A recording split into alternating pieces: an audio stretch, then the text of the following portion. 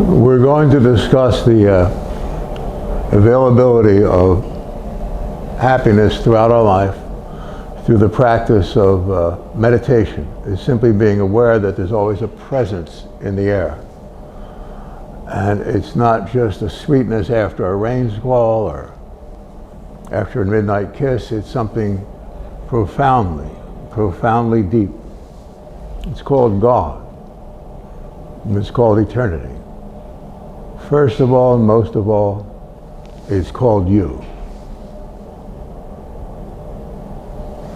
People separate themselves from the world for an artistic or a spiritual discipline. No, there's a great mystery in the air that's stark and yet pure. Clean, open, yet full of life. Like the fluttering of a flock of birds in the early morning rains. Just back to the trees. Something mystical about it.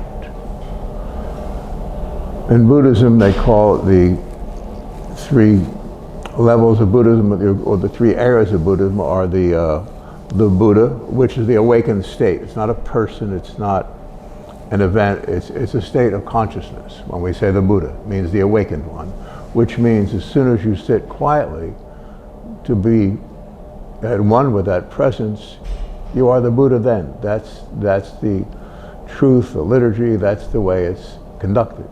You sit quietly, and then from that moment on, you will be filled, and the adversary, the devil of this world, will keep trying to spill some stuff on you, and within a few weeks or months, you'll laugh it away, and you'll enjoy when the dark force comes at you, because you'll understand it. You'll know it has no power over you. So it's the Buddha, which is the awakened condition. As soon as you start to meditate, to understand, to pray, to go really deep in your sense of awareness of what life truly is. That's the Buddha. And the Dharma, they say the Buddha, the Dharma, and the Sangha. The Dharma is the work, the spiritual work. As soon as you know there's this wonderful, enthralling sense of life that's eternity itself that we can rejoin with,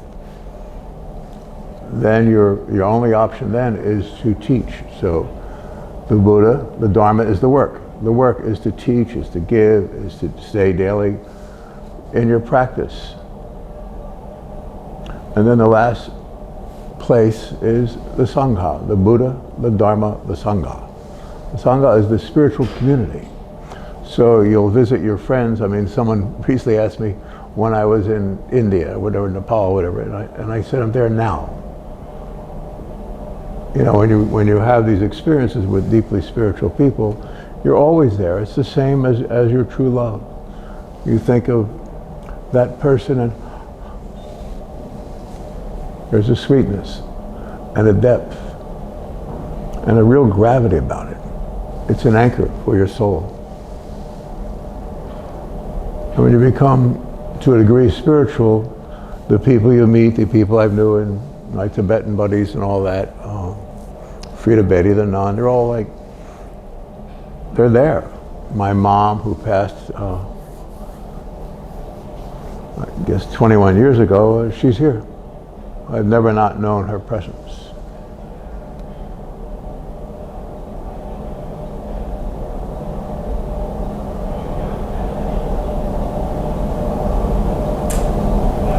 So when you practice the work, the spiritual work, you're going to remain in this quiet, in this purity, in this simplicity.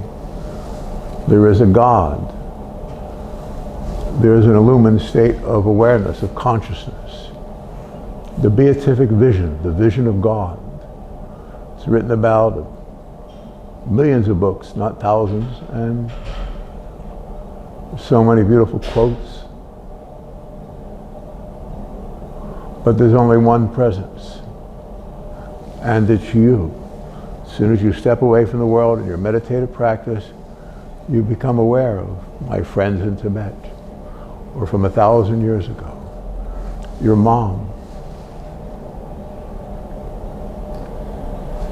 You think of your child, my buddy Greg, a sculptor here, he's a 10th degree martial artist, and he runs this big noisy gym we're in, and he just stays always deep, deep, deep in his practice. Therefore, when we have special needs children or adults come in here, and he'll take them under his wing for an hour at a time, and he's the only one I know can do it, and just be completely present. And they become a family. There is a God. It's not just Greg or the other great teachers we know in our life. There's an actual God. So in this awakened state, you discover divine providence.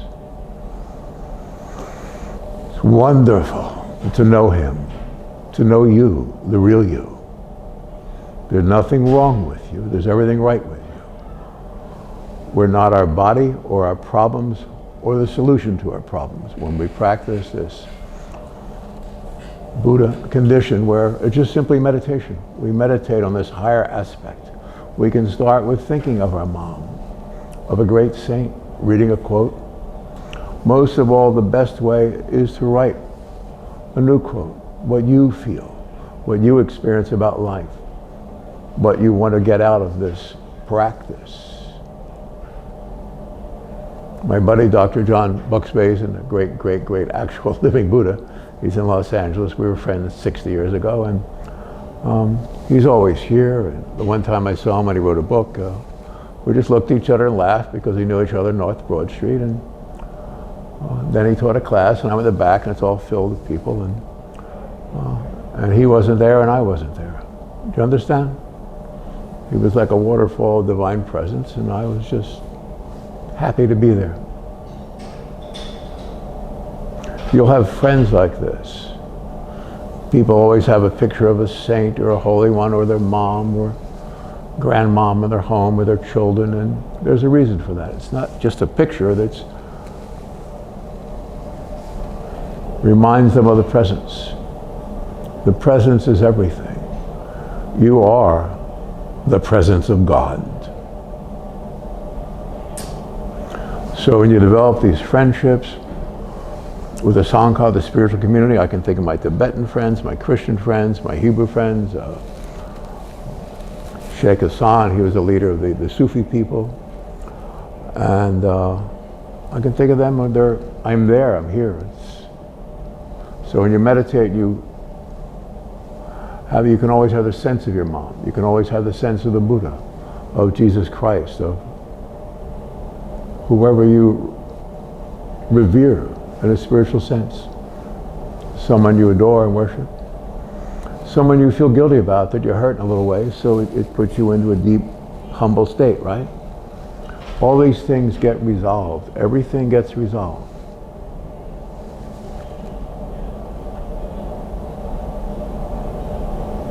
Just by sitting quietly, you'll never be alone. The biggest discovery in this, and will come early on, there's a preventative condition that's at you all the time to prevent you from being happy, and that's the existence of the material world, the material universe. When you understand that, and the gravity of it, that God never created a individualized being, a human body, and how could that be if the world is that big to you? Then you spend another hour in meditation, or another 20 years, because that's the beginning of your practice. You'll see that this is what's called the illusion. In Sanskrit, there are many words for it. Samsara, it's just not here when you're in this state. And if the world seems so big and real to you, then you're not in this state, and that's okay. But if you want to escape the everyday, to live a life of relevance, of meaning, of depth, of caring, of kindness, of healing, of nurturing, of being as tough as Master G here, you find it in the quiet. In the quiet, you'll actually find Father God in infinite, infinite, infinite purity. There are no words. Great spiritual poets have attempted it, but there are no words. I'm just still elaborating on the explanation of how small this is, this life, when you reach the other shore, the awakened state. When you feel the presence of my buddies in Tibet, or here or there, or Greg's dad's my buddy, and he's always here, and he passed a long time ago. Think of those you love, those you care for, those you hurt, the things you've wanted to say all your life, and separate yourself from the world. And each time you're there, you'll discover that you'll feel their presence with you. Imagine stepping into that state just to be aware of the presence of Almighty Infinite God, our Father and our friend. When you get there, then God, when the Sangha is your presence, you'll never be alone again. And you'll understand the fact that individuated bodies are what's called the illusion. It's okay. Everything's okay then when you know that you can join with your friends of eternity. My grandmom, whatever, my brother James, who passed, and my sister Geraldine, and so on and so forth. When I put my shoes on in the morning, sometimes it's not me, it's my dad. He had this state, even though he was a homicide cop, he was enlightened, if you can imagine such a condition.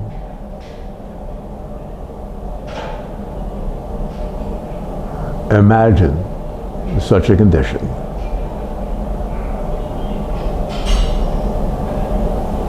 There was a monk, a priest, Brother Lawrence wrote a book called Practice the Presence. He could have done anything, or work with people or the other priest or whatever, and he just wanted to work in the kitchen, clean dishes, cook, clean other things, fix things. And because that was the way he stayed at one with God, doing everything for Jesus, for the Mother Church, which is in heaven, not for a spiritual person. It's not a church or a building or collecting on Sunday. It is it's a presence, the presence of God. It is the real you. You're not a mortal being. This body, you'll transcend it, and you'll never be alone when you practice the presence with the Sangha, the spiritual community. When you sit there quiet, I can feel all my friends, so I'm not alone. But I'll get lonely here and there, and I'll run out because there'll be a mission for me. Go to a friend's restaurant, or you're here at the gym, whatever, and there's something to do, something to uplift, something to confront. Because the dark force will be on you 24 hours a day, more than anyone else. And after a few months of really hard war with Satan, you're going to love it, because you're going to understand that all the dark stuff comes from this being, and if you give it nothing, you look it right in the eye. There was a saying that the devil fears more one righteous person than 1,000 blind believers. Do you understand? When you get there quietly, it's all the shadows on the wall. It's kabuki theater. It's no big deal. You'll have the availability of this presence, and you'll have missions every day, and it is warfare. I have to be very clear about that. It absolutely is. But as soon as you join with the Sangha and know that you can sit quietly, and some days you can't, but you'll know in your heart and soul what you're fighting against. The first few months you'll have 1,000 battles, and you'll win 5,000 battles, because you'll see in the future. I know back in '76, when I lived in the Rollins and Redwoods, I had certain missions I had to do. I'd go out for here and there, but I, at a certain point, knew that I'd overcome the entirety of the dark force. I'm saying that for you, that you will get there. You'll look the devil in the eye, and he will flee from you. It gets very, very complex, and very, very horrible, and very, very beautiful. The horrible doesn't count when you understand it, because then you'll have the presence of mind, of body, of soul, to know you can lift the entire world in this life, which is your mission. You know that. You've always known that. So then, instead of just fighting the battles as they came up, I looked into the future, looked under the rocks here and there, to find out where the next snake was going to come out at me or at the world, and found ways beyond that and this and the other, and then God will lead us. You don't have to know anything beyond these words. From this moment on, God will lead you. If you need to learn this or that, the other, you'll be in a circumstance or with a person or situation that will give you the relevant meaning for that time, and it will build your availability to the one God that we worship and serve.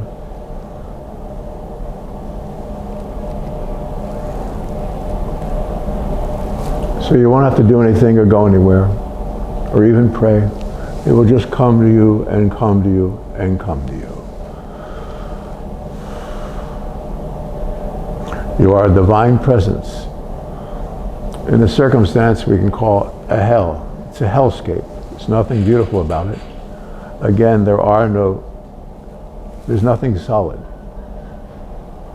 It's the whole idea of the Garden of Eden. As soon as there's another naked body and you want to, whatever it's called, lust, or whatever, it's like, the point is just true love takes you beyond that, and you go, oh my God. So that's one message from God. Meditation itself is another message from God. The beautiful feeling you have of compassion when you help someone, that's another message from God. And these messages come to us through individuated souls that might be Saint this or that or the other, or Saint Catherine. See what I'm saying? I was walking across the Himalayas one day and I met a young lady. I didn't see her. She was behind the wall, but it was the most beautiful feeling of divine love I'd ever known in my life. And then years later, I discovered that it was the ashram of a saint called I can't remember her name, but and it was so beautiful and real. You are so beautiful and real. The more the world has damaged you, the more compassion and understanding and wisdom you're going to have as soon as you understand the words of this meditation we're having together, that you are a transcendent presence. Practice the presence. Bring your friends, they'll be with you. So when I sit to meditate, I feel my Tibetan buddies, my Hebrew buddies, my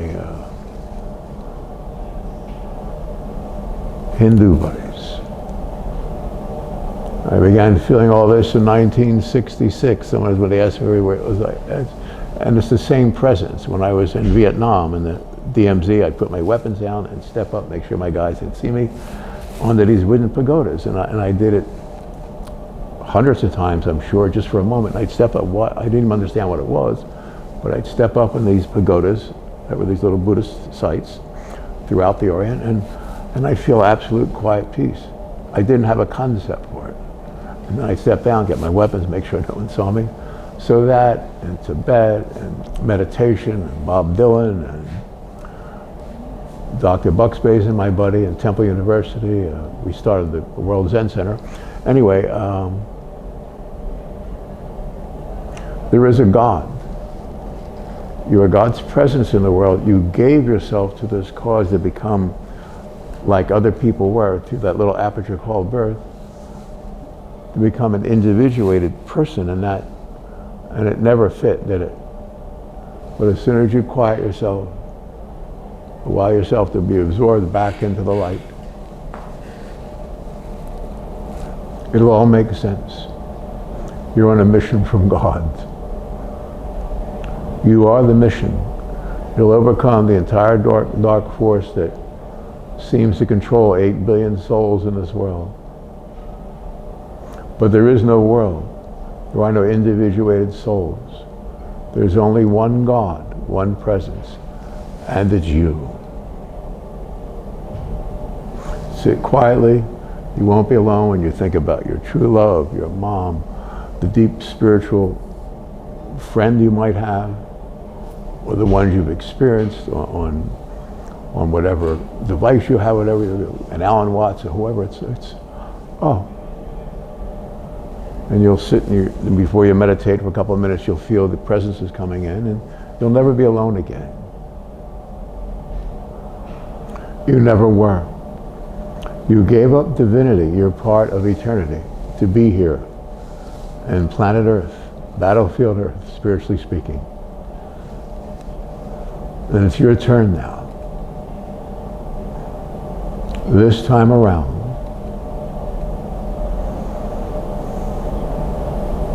you will fulfill a most holy and divine mission. You lift all your friends and loved ones out of this travesty, the travail, by reminding them that they're not their body, they are a presence. That presence is so infinitely beautiful and delicate and kind. And it also is more powerful than 100 billion suns exploding.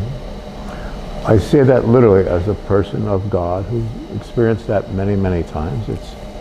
And all of us have different experiences of God, and so it's so much more infinitely precious and wonderful and huge than seeming of. So the mental concept that we have a body, you allow that to happen, that's the illusion. You will crack that, and then you won't be confused. And you'll be able to listen to others, to care, to heal, to teach, to love, embrace. It's you. You volunteered to allow yourself to be placed into Satan's prison camp, which is this world that seems it's real. And as soon as we burst free, through practicing the presence, this will fold up because of you. It's not said lightly. This is the truth. You are God's great soldier of light. You will fulfill the mission of overcoming the dark force, the fortress of evil. You will tear down the walls of Jericho and free your family and friends from the simple thought that there is life in a body or that there is death. That's the illusion. This time around is your last. There's no time, there's no around, there's no you, there's just this endless quietude called God. I call it you. Isn't it you? Thank you. Thank you, Mr. G.